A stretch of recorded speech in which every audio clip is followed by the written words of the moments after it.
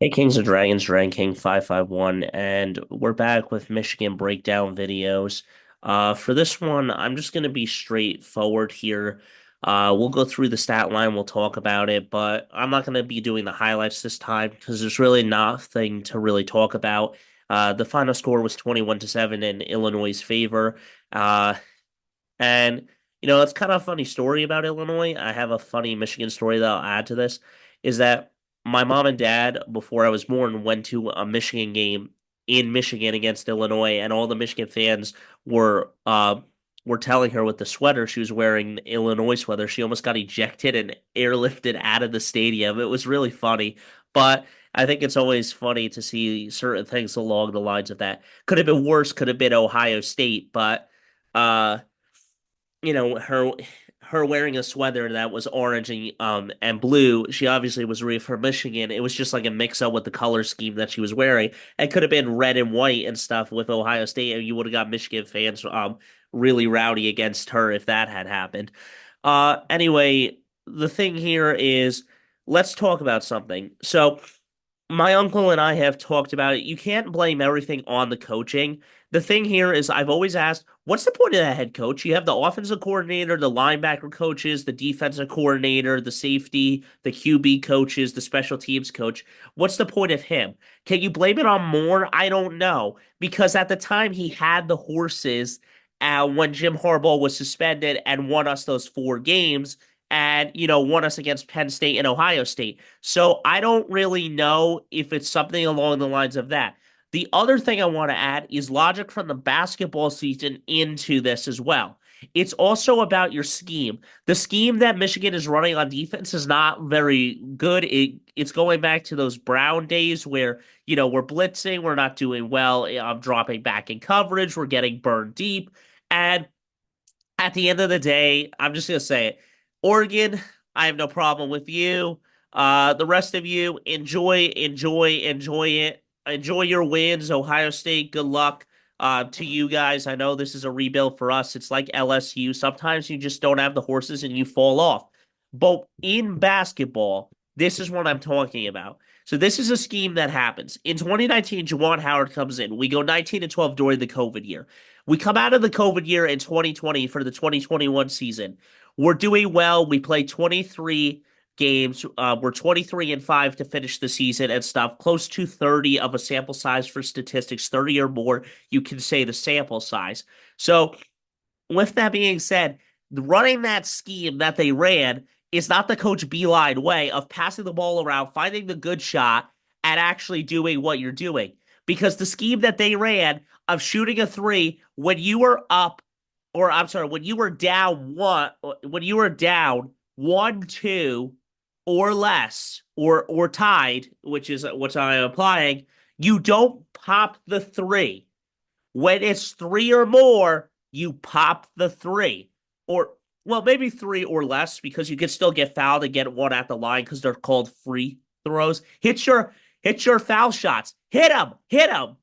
Hit your free throws. Hit them. Hit them. They're called free for example. They're literally called free for example. You go to the basket when three or less, in my opinion. If it's more than that, you pop the three. The scheme in football is the same way. You can't blitz on every play. You have to mix it up and stuff. And the schemes right now are not working for Michigan. That is the problem. You can't do that. I can't wait to see what our basketball season starts like and see what schemes we're running. But you cannot pop a three to win a game like that when you should be driving to the basket. You can't blitz every single play just to blitz and get pressure. Zone works and stuff. Make the quarterback uncomfortable. You don't have to necessarily get pressure on him, just make him uncomfortable. In another story for 2023, my philosophy has, as I've always said, is Mr. Miyagi for this. Win lose doesn't matter to me. I've already seen 3 great years of them winning the big one when it mattered. Now we just got to see it for basketball. And ultimately, if the next best year is 2024 for me and three great years, 2021 to 2024, I get to see one of my other sports teams win. I saw the Warriors win in 22. I saw three Big Ten championships, outright wins against them. Remember, Ohio State didn't get an outright Big Ten championship because of the COVID year and everything else. You know, three outright Big Ten championships, three-peating against Ohio State. Back to back against Michigan State, three-peating against Penn State, nothing more against that. Seeing my Golden State Warriors winning a championship in 22, potentially seeing my New York Yankees as they're in the World Series for this. Let's go against the Dodgers potentially, or the Mets, I don't know. And, I get to see all that happening. Do I get to see him win the World Series? Maybe. It's been 15 years since the last time I saw it with my grandmother and stuff. Rest her soul. But hopefully they win that one and stuff. I had to add that into here. And that's in other news. But as I said before, the scheme that Michigan is running is blitz, blitz, blitz, not working. You can't do that the same way. You can't shoot a three when you are only down three or less. You can't do it. With that being said, let's jump into the fucking stats because I'm not jumping into these highlights. I do not want to jump into the highlights because they're just ridiculous. Let's look at the stat line and talk about how bad our team is. And I apologize if I'm sniffling or something. I'm a little under the weather. So with that saying, let's look at this. So Jack Tuttle, 208 yards, 20 to 32. How the hell did you fucking move the ball through the air? I don't know. 80 yards only for Illinois' guy. So I don't know how they got three touchdowns. I think it was probably a lot of turnovers. He threw an interception. We got one touchdown by Mullins. He went over the top. And then, you got stupid fumble-itis here in team stats that fucking completely destroyed us. How do you have more yardage than them? How the hell do you have more yardage than Illinois and somehow still lose the fucking game? Like, you have 208 passing yards, 114 rushing yards, and they dominated on the ground, but you had 322 yards to end the game. How the fuck do you lose then?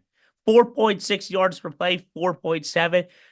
20 first downs versus their 18. Third down efficiency, 5 for 14 versus their 3 for 11. Fourth down efficiency, 3 for 4, 1 out of 2. 70 total plays, 57, 3 punts and 4 punts, 6 penalties. This right here is your downside. Having 3 turnovers, 2 fumbles on running back and quarterback, not J.J. McCarthy type atmosphere where Jake Tuttle can extend plays, and when he does, he doesn't have ball security. Time in possession. How do you have more time in possession and still lose the fucking ball game? Like, how? How do you have about 7 more minutes than them and still lose the game? I don't get that. I don't understand that. And I don't understand how you can have more time of possession, have more yardage, and still lose the football game. But that's all I got for you guys. So until next time, don't forget to stay around. I'll see you in the next one. And as I say, go blue. Let's see what they can do for the rest of the season. I'll keep updating. Once we get to the game, I'll do it. But I know they're not going to win a Big Ten championship this year. And ultimately, the only other teams that I see Ohio State potentially losing to are Penn State and Indiana. If they lose to those two teams, they could be in the same boat with Michigan and finishing the season 9-3 or something outrageous like that, or 8-4, depending on where they fall. It depends on what the teams are. But yeah, the Oregon Ducks looking strong right now. I got nothing more to say about it. So I'll see you in the next one. Don't forget to stay radical. Hit that like button, smash that subscribe button, and that's all I got for you in this one.